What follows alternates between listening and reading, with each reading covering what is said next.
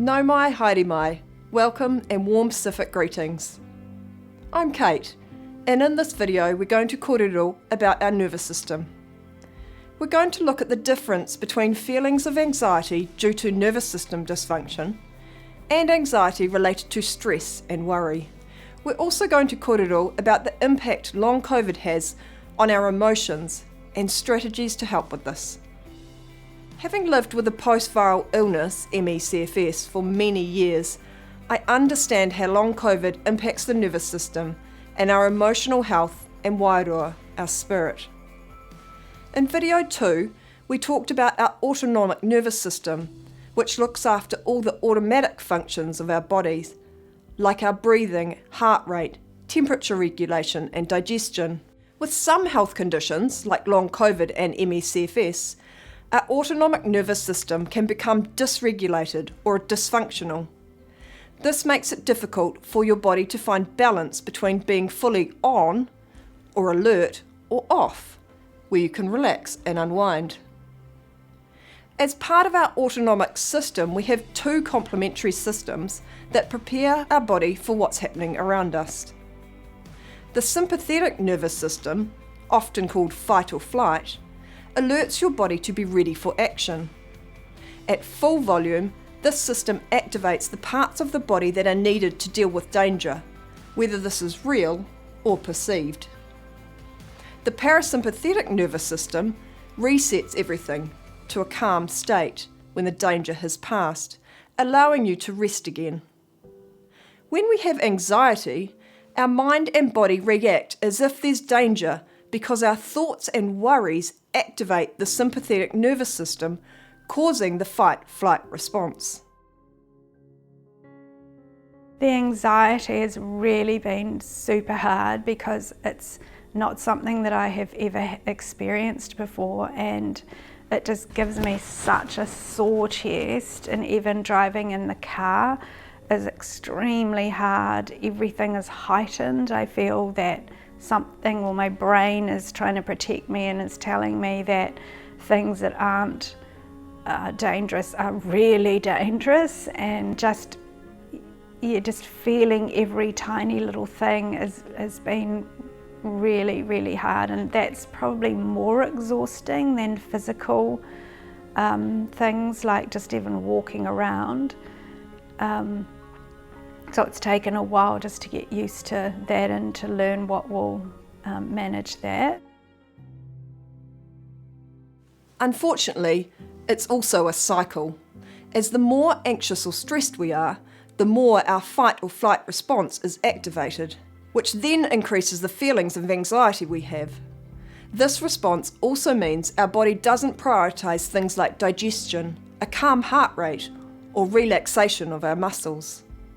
When the sympathetic nervous system kicks in due to dysfunction or anxiety, you'll notice the following changes in your body. Your heart rate increases to ensure that you have lots of oxygen getting to the muscles you need when you need to run or jump. You become more alert and jumpy with faster reactions. You can feel butterflies in your stomach or feel sick and have loose bowels. You can feel restless, maybe jittery in the arms and legs. You can start sweating. Sometimes it can be hard to think clearly as you feel a sense of panic. Many people with long COVID can also have difficulty sleeping, and this can often be due to a dysfunctional nervous system, causing anxious feelings, a high heart rate, or a wired but tired feeling. It can also simply be due to normal feelings of stress and worry due to living with the uncertainty and loss of work and activities you love because of long COVID. Either way, you might find video 8 with strategies to support your sleep helpful, along with the tips we talk about next. If you're experiencing any of this as a result of your long COVID, or general anxiety about having long COVID or its impact on your life, you can use the tools we talk about now to build a toolbox or kiti of ways to support your nervous system. Number 1, breathing exercises are one of the simplest and most effective things to do. Slowing your breathing sends signals to the brain to calm the nervous system. The easiest one is breathing in slowly and gently to your belly, not your chest, for 4 seconds, then out for 8 seconds, then repeating it several times. Don't worry if you don't get to 8 straight away. The more you practice, the easier it will become. You can download this breathing exercise in the information via the link in the video description. Number 2, humming, singing or gargling has been shown to calm the nervous system as it stimulates the vagus nerve. The vagus nerve runs from the back of the brain through the throat and stops off at the heart, lungs and gut. When stimulated, it sends messages to calm these organs. How do you feel when you're outside? Number 3 is being outside in nature is another good way to calm the nervous system. It's so effective that in Japan they have created dedicated forests for forest bathing. Of course, you don't need a forest. Anywhere in New Zealand's wonderful outdoors will do. Try putting your bare feet on the earth too, as this is grounding and calming. I've had a large garden. I love growing fruit and veggies and things, so the time that I had would get out into the garden and smell the roses. When the mandarin's flowering, the smell of mandarin blossom and lemon blossom, it's fantastic. I'd take photos. We had a massive plum tree in the backyard, so I'd take a sequence of photos every day and put a time sequence together just of the tree going from bare branches to the pink blossom to the green leaves. Just focusing on the little things that were around and the joy of nature and the joy of life. Because there's a lot of around us, and if we can focus on the good things. Last year I noticed in the garden I've got in Hamilton there weren't any honeybees or any pollinators around. There was lots of flies, so I bought a box of bumblebees, and so that was a gift to myself. And it was observing and watching I could just sit there for hours and watch the bumblebees come out of their nest. And I think the greatest thrill I had this spring was having bumblebees come back and knowing that they were the next generation of the ones that I'd helped establish last year. And so when I've got time in the afternoon, I just sit out there and watch our bumbles go away and come home again and make sure they're happy. So it's finding, it doesn't have to be big things. It's just those little things to know what's important in this world and what's important in life. I find I'm attracted to wellness podcasts, and the lifestyle scenarios, and I've started doing things that I've never done before, like meditating, which I never understood that, never understood what it was, and that's been quite cool. Trying to see my illness as not a bad thing, trying to turn it around and go, well, maybe this is an upgrade. And I certainly have a lot more compassion for people that have chronic illnesses now. Self-care's been something I've been thinking about probably prior to COVID. I just hadn't been practicing it, so it was a catalyst to do that. I find my new routine, I suppose, is much more conducive for my health and well-being, and I haven't had any, sort of real down moments, because you can't really do anything, so you sort of just suck it up and carry on sort of thing. There's no cure or no nothing quick that you could do to fix some of those side effects, so you just make plans to deal with it and do the best you can. We mentioned earlier that it's normal to have a range of emotions and feelings of anxiety due to having long COVID. It's not surprising. Your life has suddenly changed, and there are very real issues you might be confronted with surrounding your job, finances, whānau, education, childcare, and socialising with others you care about. Not to mention being unable to do your favourite activities or undertake everyday tasks. I think it's fair to say that the effect of long COVID on people's ability to live their usual lives in terms of their social impact and in terms of their emotional impact was really huge. So many people talked about having to learn to live a new life, learn to cope with this new identity. And as a result of that, the levels of mental distress that we saw were really high. So when I say distress, I mean either anxiety or depression or both.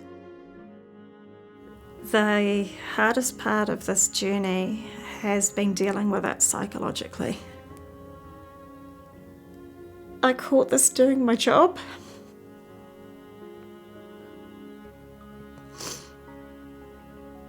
Sorry. I caught this doing my job. I was there, I was helping kids with their maths. I may have caught it cleaning a paintbrush. Maybe I caught it squirting hand sanitizer on them on the way in, but I caught this horrible disease through just doing what I normally do, trying to make a safe environment, trying to engage children in their learning, and your life is ruined. It's just left in tatters. Everything you wanted to achieve, you can't.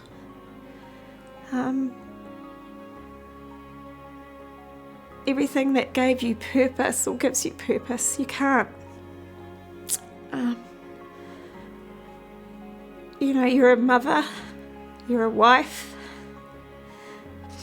you're a daughter, you're a colleague, you're a teacher, you're so many things, and then suddenly you're just this walking disease, and that's all that you are. It just takes over every facet of your life, and it's relentless, absolutely relentless. Having long COVID has severely impacted my whole life. The hardest part of this journey with long COVID has been the loss of self. It's been loss of independence, having no control over my body and my brain anymore. That I used to be able to jump in the car and go where I wanted and do what I wanted when I wanted, and I can't do that anymore. The biggest challenge really is, for me, has been the personal challenge of just refocusing about what's important to me in my life. When you come quite close face to face with the end of your life, I think it's an opportunity to review what's important for me. How do I want to spend the time I've got today, this week, this month, this year, which is a different way of being, really. For me, the hardest part was not being able to do what I used to do. Frustration set in because I've been that active person. I'm used to being the one that is the first one there, not being able to run around with my grandchildren like I was. Just different little things that I never really paid much attention to prior to getting COVID. There are a lot of hard things. Just not being able to stand up. I'm disabled now, and I can't stand up for longer than a minute, and I have lots of meds on board, and that's really, really hard. I've had to really grieve, and I've come to a place of acceptance, and spent so many hours just crying. While the exercises we have just talked about can be helpful in this situation, we also have some specific tips for dealing with anxiety and feelings of anger, loss, depression, or grief that you can add to your toolbox. While grief is usually associated with the loss of a loved one, it can also occur due to the loss of things in your own life too. Dealing with the grief, because it's a huge amount of grief when you take a big decline in health that you weren't expecting. So dealing with that, so counselling, journaling. You know, they talk about the stages of grief, and often when we, the women and men that are on the support group, quite often we'll go through our ebbs and flows, and it is grief.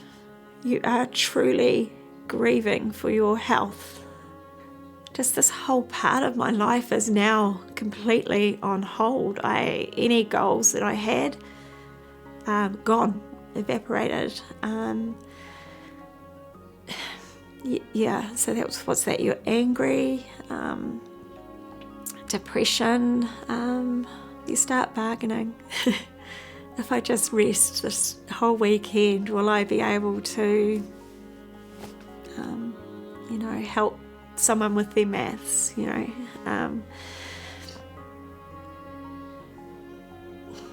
If I provide encouragement to others to help them get through, will that give me the strength to keep going myself? Yeah, it is a complete living nightmare.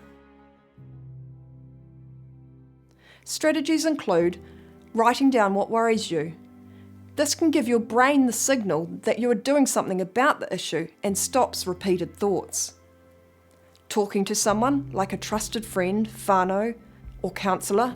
You can also reach out to one of the many free helplines. Being mindful or staying in the present moment.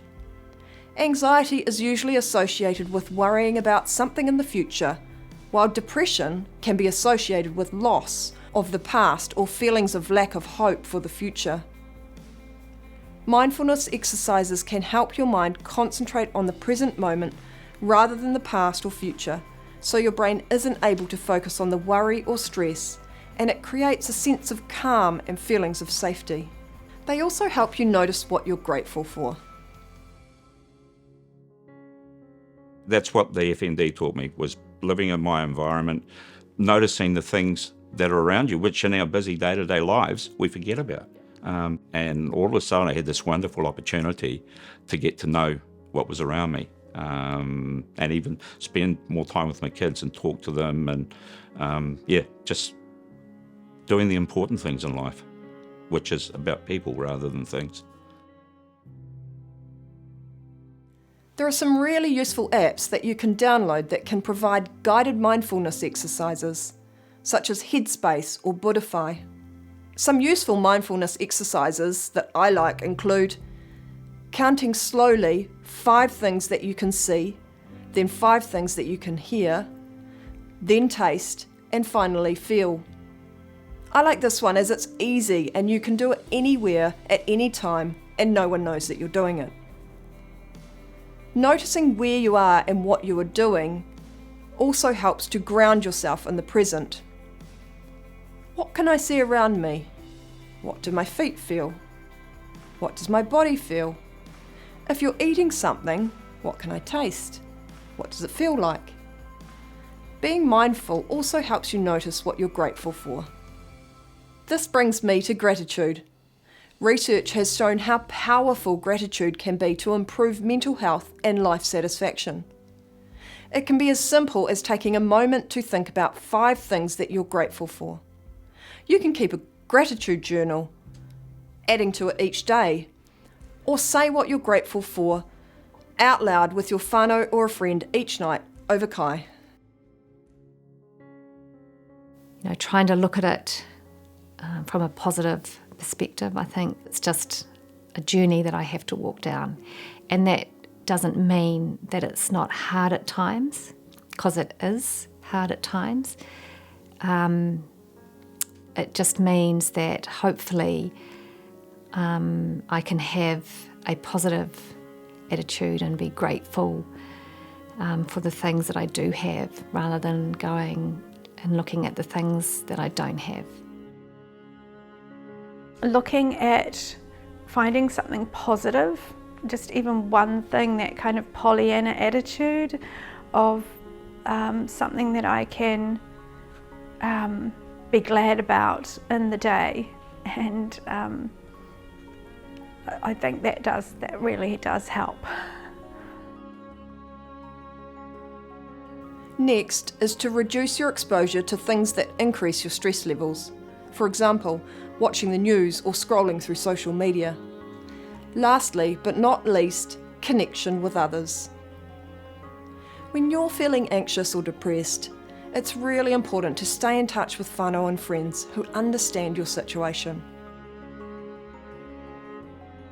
Getting people to visit me if they ask what they can do is actually the most wonderful thing, is having someone visit rather than necessarily doing something, because it's really lonely, so that's really nice.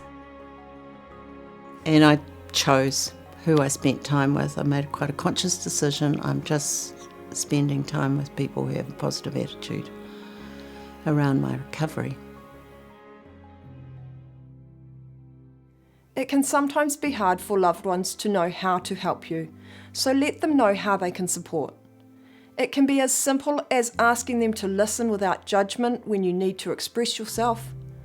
You can give them some ideas of practical things they can do to help, like delivering a meal or mowing your lawns. It's also important to be open about your need to pace and rest, so when you're with them or at events together, you can manage your energy. I find people understand, if you're tired, but I don't think they understand fully, the impacts of long COVID. And I think that's just because there's not a huge amount of research around it. For a long time, the wider family didn't get what was going on. You're sick, you'll get better. Why aren't you better yet? What's happening? And I just never got better. In fact, then I'd crash and was worse. And I think it's taken them a long time to realise that I'm changed, that I'm not the person I used to be. Yes, it is very difficult when people don't understand or aren't willing to just let you be sick or unwell. It's like a little bit like having a mental illness or some other invisible disability. Oh, but you look fine. That's because I'm here and because I rested yesterday. That's why you're thinking that. I'm not fine. I'm not the person I used to be. Use the spoon theory from video 5 and the mobile phone battery example from video 2 to help explain your needs to your whānau and friends. If you find it hard to connect with your friends or whānau about your long COVID, you can always connect with others through long COVID or ME/CFS online or face-to-face support groups. Or perhaps you might find it easier to talk to a counsellor or elder. Finding the social situation or the social support that really supports me. I regularly meet on Zoom and have done for the last 2 years with a group of people, which are really my whānau, I guess. They're the people who understand. They're the people who are having the same weird things happening to them as has happened to me. For more information about long COVID and ME/CFS support groups, click the link in the video description. Feeling angry and depressed right now is very understandable, and you might well find yourself asking, why me? I think those people who are in the grief stages of long COVID and trying to understand it, I think the most powerful thing is to know that there's no expectation. You have to be brave all the time. It's okay to be angry. It's okay to feel sorry for yourself. It's okay to lock yourself away. It's okay to cry. It's okay to scream. Well, not really, it uses too much energy, but it's okay to actually feel that resentment for the people who have been able to have COVID and get on with their lives. You know, that's normal. It's okay to feel that way. You need to feel that way. But tomorrow, when you wake up, straighten your crown, shoulders back, and tomorrow's a fresh day, and see how it goes. The change in who I am compared to who I was, and that I might be like this for a long time. Gosh, I might be like this forever. I don't know. I have improved. I am a lot better than what I was, but I am far from recovered. I'm just recovering, and I don't know what it looks like, and nobody knows what it looks like, and nobody knows when it's going to end, and that's been tough, and sometimes it still makes me sad. Remember, it's not your fault or anything you did, and it's okay to feel angry and sad.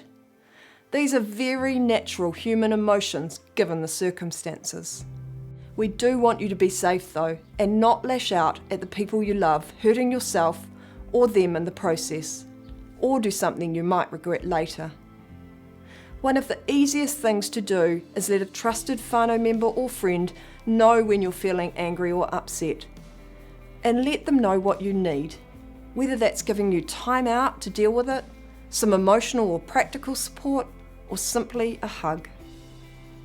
Even if those close to you aren't sure what to do, they do love you and will want to help, so letting them know what you need is a great start.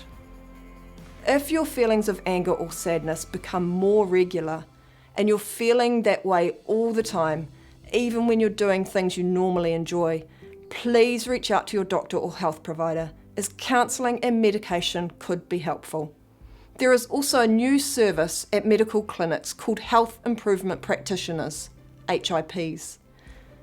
HIPs are free and can work with you to support your mental health goals, so ask your doctor if one is available. Yeah, if there's people out there, if you know of somebody that's got LC, just a phone call or a call in for a 10-minute coffee is going to make a hell of a lot of difference in their lives, because it is a very lonely experience. And when you're spending 3.5 or 4 days in bed living in your own brain, just sharing some of those thoughts with somebody else coming along makes a huge difference. Many people with chronic illness have found the actions in acceptance commitment therapy, ACT, or ACT, extremely helpful for dealing with emotions as a result of unexpected change. The central components of ACT emphasise acceptance of where you are right now, looking at what you can do with the energy you have available that you value most, and committing to things that will optimise your health and well-being. Let's start with acceptance. When we talk about acceptance, we don't mean resignation or giving up. Acceptance of your situation helps reduce stress because it helps your mind worry less and enables you to commit to things that will improve your health and well-being, like pacing and resting. The key idea to acceptance is that we step back and notice and recognise our thoughts and feelings rather than fighting with them. Coming to terms and accepting this illness has been the hardest thing, and it's been devastating. At times I have absolutely been in a puddle on the floor, crying loudly, wailing almost, what is happening? What is this? And will I ever be myself again? But it is about acceptance. your life's not going to be the same. So you need to find purpose in the life you've got now. Yeah, and be honest with yourself. Acknowledge how you're feeling at the time. And just rest. Just rest. Yeah, learn how to rest. The best strategies for me, and it was a hard one to learn, was to stop and rest, to accept that this is where I am right now, to find something in every day that gave me a sense of achievement or joy or connection, either to nature or to another human being. I think because I've gone through these experiences with the FND previously, and I'm in a similar world there. So when I had FND, I spent 2 years going through this. So it's more of an acceptance now. Some days I still get pissed off, some days I still get sad, and some days I feel scared, just not knowing what the future is. Try to consciously remind yourself that thoughts are just thoughts. They don't have to be true. And feelings come and go like waves or the weather. So whatever you feel now will change. We're not saying that you should try and block things out. It's about letting thoughts come and go without dwelling on them, where they repeat in your mind. This helps you focus on what is in your control, rather than what isn't. As you do this, acknowledge your feelings and know that they will change. You may find it helpful to focus on something that you can enjoy right now, like listening to music or playing with your tamariki, or try some of the mindfulness exercises we talked about earlier. Next is values. This time of being unwell with long COVID can be an opportunity to really work out what is important to you in the way you live your life. What do you value most that you can still do? Then keep doing it, and as often as you can with the energy that you have. This could be spending quality time with whānau, using creative skills on a new hobby, or reduced working hours. Ensure some of the activities you can do align with these values, as this will really help your quality of life. And work is my happy place to go, because you just have to have a purpose or something to keep going. And lastly, commitment. Use some of your time to commit to the tools we talk about in this kitty.